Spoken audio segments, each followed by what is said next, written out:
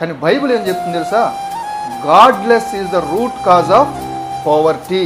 కానీ ఒక్కసారి కష్టం వచ్చినప్పుడు మీరు ఫోన్ చేయండి, అవతల వ్యక్తి కనీసం రింగ్ ఎత్తుతాడేమో. కాబట్టి ఈరోజు డబ్బు డబ్బు అని పెరగొద్దు. ఒక్క మాట చెప్పి ఇలా డబ్బు డబ్బు అని పరిగెత్తారనుకోండి, దేవుడు దానికి 2 రెక్కలు ఇస్తాడంట. దేవుడు మళ్ళా యూటర్న్ తీసుకుంటే మరలా దేవుడు మనల్ని దీవించడానికి సిద్ధంగా ఉన్నాడు.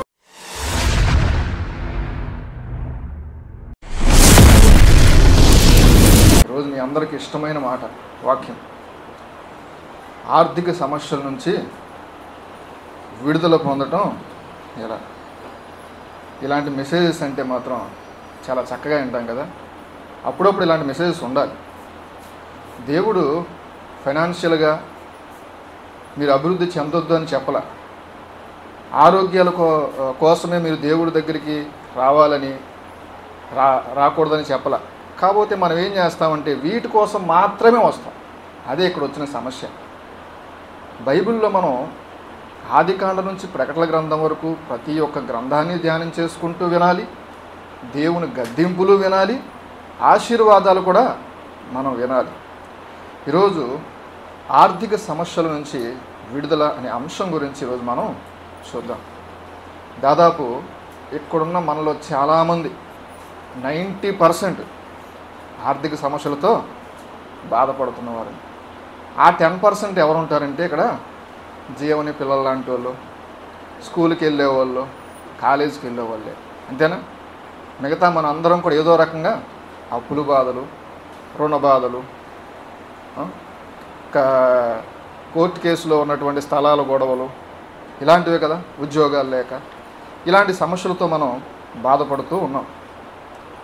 ఇప్పుడు ఇబ్బందుల నుంచి మనం తప్పించుకునేటువంటి మార్గాలు కూడా బైబిల్లో ఉన్నాయి. ఆ ఇబ్బందులు రావటానికి కూడా కారణం చాలా వరకు మనమే. బిల్ క్లింటన్ మాజీ ప్రెసిడెంట్ ఆఫ్ అమెరికా, ఈయన ఒక విలేకరు ఒకరోజు అడిగాడు టెర్రరిజంకి కారణాలు ఏంటి అని. అప్పుడు ఈయన అన్నాడు, poverty is the root cause of terrorism. టెర్రరిజానికి మూల కారణం ఏంటంటే పేదరికమే. ఆఫ్రికా లాంటి దేశానికి వెళ్తే, సొమాలియా లాంటి ప్రాంతాల్లో చాలా కటిక పేదరికం.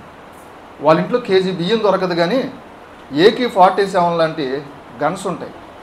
ఎవరైనా ఆర్థికంగా కొంచెం బలపడిన వారు ఎవరైనా వెళ్తున్నా, వాళ్ళ చేతుల్లో ఆహారం ఉన్నా కూడా వెంటనే కాల్చేసి ఆహారాన్ని తీసేసుకొని వాళ్ళ చేతుల్లో ఉన్నటువంటి ధనాన్ని తీసుకొని పారిపోతారు. ఇప్పుడు వాళ్ళు ఇలా మారటానికి గల కారణం ఏంటి? పేదరికమే. బిల్ క్లింటన్ ఏమన్నాడు? Poverty is the root cause of terrorism. కానీ బైబిల్ ఏం చెప్తుంది తెలుసా? Godless is the root cause of poverty. దేవుడు లేకపోవటమే పేదరికానికి గల మూల కారణం. దేవుడు మన జీవితాల్లో లేకపోవడానికే గల కారణమే మూల కారణం. అడాల్ఫ్ హిట్లర్ తన జీవితంలో దేవుడే లేడు, గాడ్ ఈజ్ డెడ్ అన్నాడు అతను. తను ఆ నినాదంతో తనే కాదు జర్మన్ ప్రజలందరినీ కూడా పేదరికంలోకి నడిపించేశాడు.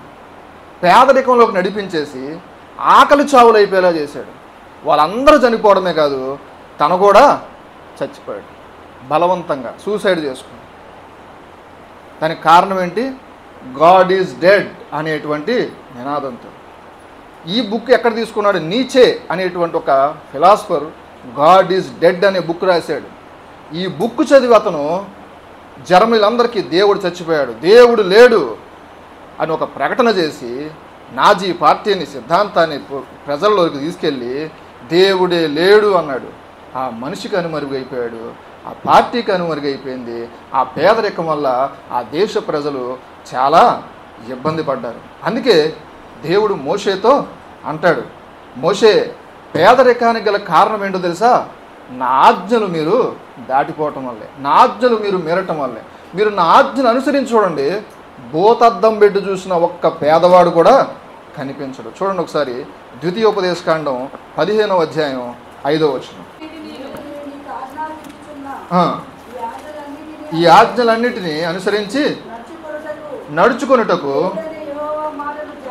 దేవుడిని యెహోవా మాటను జాగ్రత్తగా వింటే నీలో పేదవాడు ఉండనే ఉండడంట. ఆనాడు ఇజ్రాయెల్కి చెప్పిన మాట అనేది ప్రజలందరికీ చెప్పిన మాట. దేవుడు వాక్యం ఒక కాలానికే పరిమితం అవుతుందా? కాదు. ఆయన వాక్యం అప్పుడెంతో ఇప్పుడు అంతే. ఈరోజు కూడా దేవుని ఆజ్ఞలు మనం గనక వింటే మనలో పేదవాళ్ళే ఉండరంట. మరి మీకు డౌట్ వస్తుంది, మరి చాలామంది లోకస్తులు ధనవంతులు అవుతున్నారు కదా, మనకంటే ఎక్కువ ధనం ఉంటుంది కదా, మరి వాళ్ళు ఎందుకు అవుతున్నారు? సాధారణమైన మనుషులు కాదు, కురూరులు కూడా ధనవంతులు ఉన్నారు. వారిలో ఎవరు మనకు చూస్తే లాడెన్ లాంటి వారు, సద్దాం హుస్సేన్ లాంటి వారు, ఇప్పుడు గాడ్ ఈజ్ డెడ్ అనేటువంటి అడాల్ఫ్ హిట్లర్ లాంటి వాళ్ళు, వీళ్ళందరూ కూడా క్రూరులు. ప్లస్ దేవుడే చచ్చిపోయాడని నినాదం చెప్పిన మరి వీళ్ళందరూ ధనవంతులు కదా, మరి వీళ్ళు ఎందుకు ధనవంతులే? వీళ్ళకి సొలొమోను మహాజ్ఞాని ఒక మాట చెప్పాడు.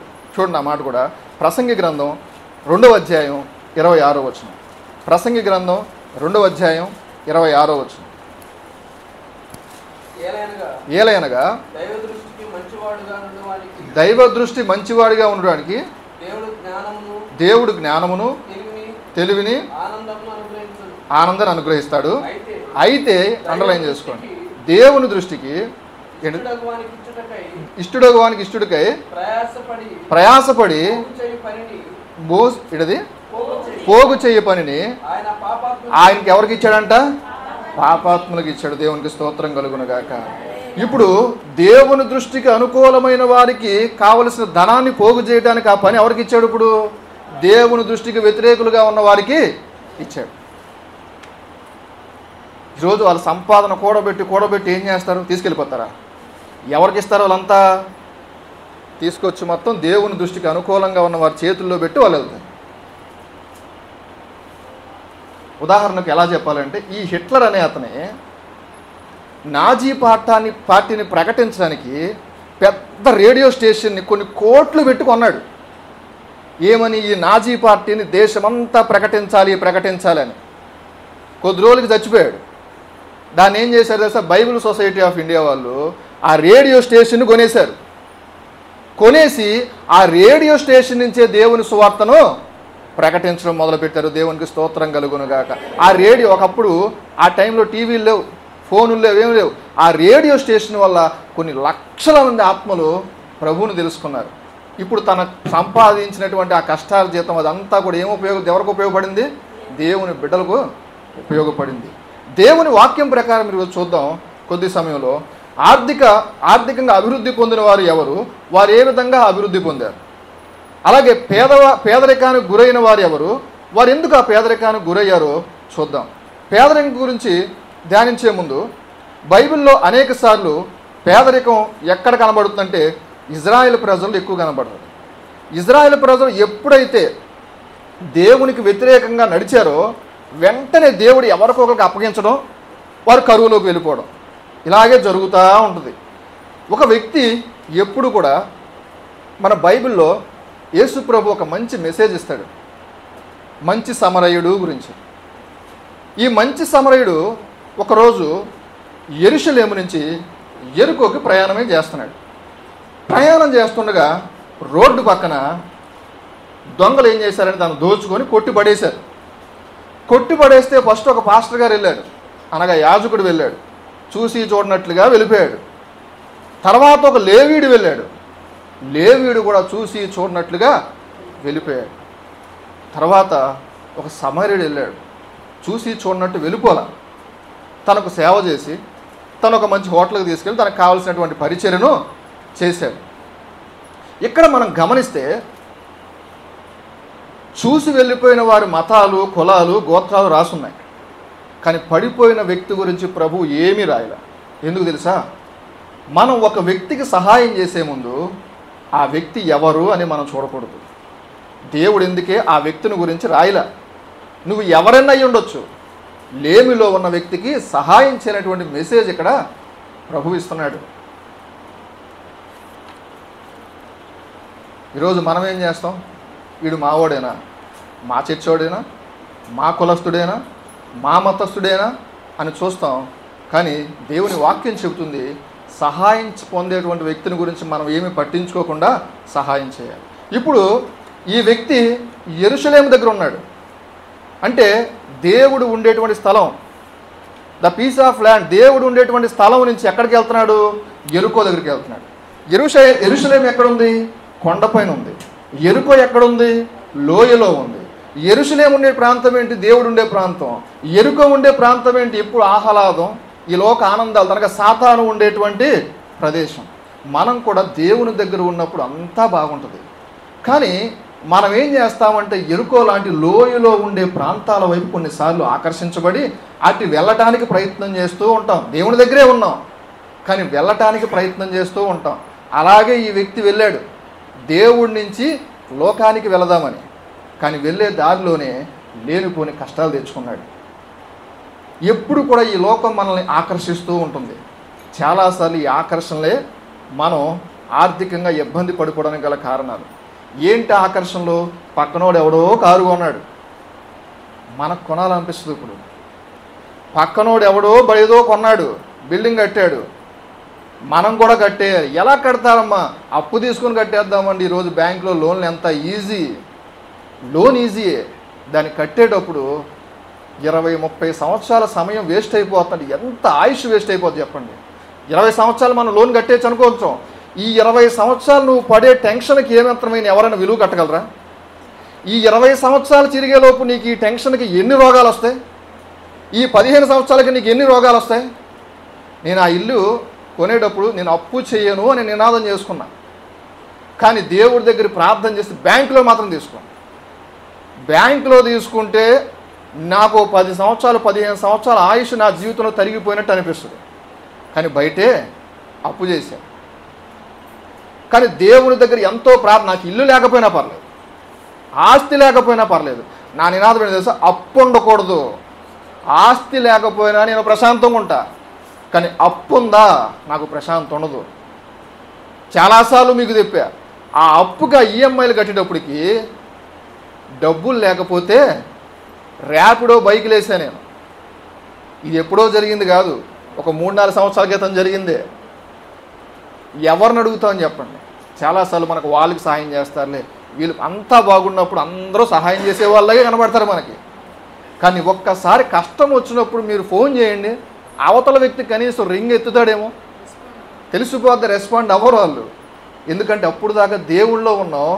నువ్వు మంచి మాటలు చెప్తే, తేను పూసిన మాటలు చెప్తే వాళ్ళు ఎంతో చక్కగా వింటారు. ఇప్పుడు నువ్వు ఫోన్ చేసావంటే వీడు ఇబ్బందుల్లో ఉన్నాడు, అప్పు అడుగుతాడు రా బాబు. కాబట్టి అలాంటి పరిస్థితి ఎప్పుడు మనకు రాకూడదు. ఒక్కడ గుర్తుపెట్టుకోండి, మనకు ఆస్తులు లేకపోయినా బ్రతకొచ్చు. అప్పు ఉందా మానసిక శాంతి ఉండదు.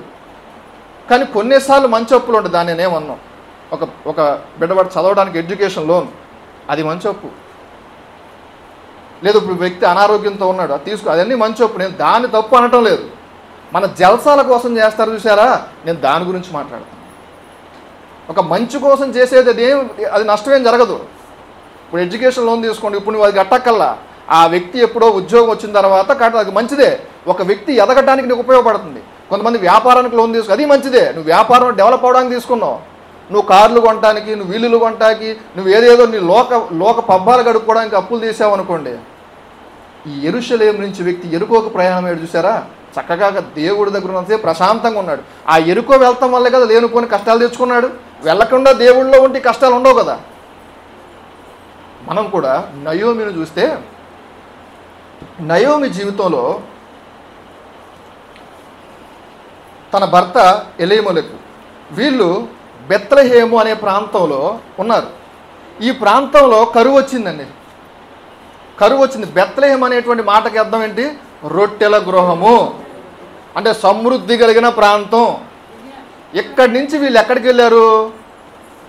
వీళ్ళు ఇక్కడి నుంచి మోయాబు ప్రాంతానికి వెళ్ళారండి. మోయాబు అనే పేరుకి అర్థం తండ్రి ఎవరు. ఎందుకంటే లోతు పెద్ద కుమార్తె, లోతుతో చేసిన పాపం వల్ల పుట్టిన వాళ్ళే ఈ మోయాబీలు.